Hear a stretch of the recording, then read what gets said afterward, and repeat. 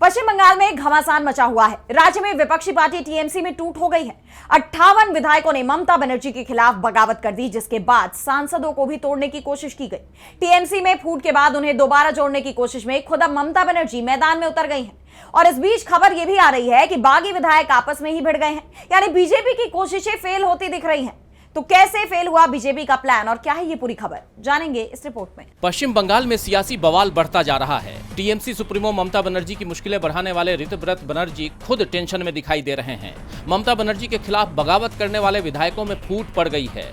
जिन विधायकों ने ऋतव्रत बनर्जी को विधायक दल का नेता चुना था, वो ही उनकी नींद उड़ाते हुए नजर आ रहे हैं, क्योंकि अभी तक जो नेता ऋतव्रत के साथ थे, अब वो घर वापसी की तैयारी में हैं। ऐसे में ये सवाल उठ रहा है कि क्या ममता विरोधी खेमे में फूट पड़ गई है। 24 घंटे के अंदर ही बागी गुट बिखरता दिखाई दे रहा है।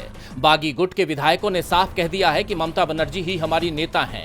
दूसरी तरफ विरोधी गुट की तरफ से इस तरह की खबरें फैलाई जा रही थी कि 20 से ज्यादा सांसद भी हमारे साथ हैं, लेकिन अब टीएमसी के अधिकांश सांसदों ने साफ कर दिया है कि हम ममता के साथ ही रहेंगे, जिससे टीएमसी में फूट डालने की जो कोशिश बीजेपी कर रही थी, वो अब फेल होती हुई दिखाई दे रही है। दरअसल बागी विधायक दल के नेता ऋतव्रत बनर्जी ने विधायकों की एक मीटिंग बुलाई। वो कोशिश कर रहे थे कि अब टीएमसी का अध्यक्ष पद भी उन्हें मिल जाए। इसलिए बैठक में ऋतव्रत ने प्रस्ताव रखा कि ममता बनर्जी को अब टीएमसी विधायक की मुख्य सलाहकार के रूप में काम करना चाहिए, लेकिन ऋतव्रत के इस प्रस्ताव का टीएमसी के विधायकों ने ही विरोध कर दिया। पांचला विधानसभा क्षेत्र से बागी विधायक गुलशन मल्लिक ने कहा कि हमें बताया गया था कि पार्टी ममता बनर्जी के नेतृत्व में ही आगे बढ़ेगी, वो केवल सलाहकार नहीं है। हम चाहते हैं कि पार्टी उनके नेतृत्व में ही काम करे। अगर ममता बनर्जी को सर्वोच्च नेता के रूप में स्वीकार नहीं किया जाता है, तो हमें सोचना होगा कि हमें इस बागी खेमे में रहना चाहिए या नहीं। सिताई से एक और बागी विधायक संगीता रॉय बसूनिया ने भी गुलशन मल्लिक के बयान का समर्थन किया है। उन्होंने कहा कि ममता बनर्जी हमारी सर्वोच्च नेता हैं और आगे भी रहेंगी। उन्हें सिर्फ सलाहकार का पद देकर घर नहीं बैठाया जा सकता।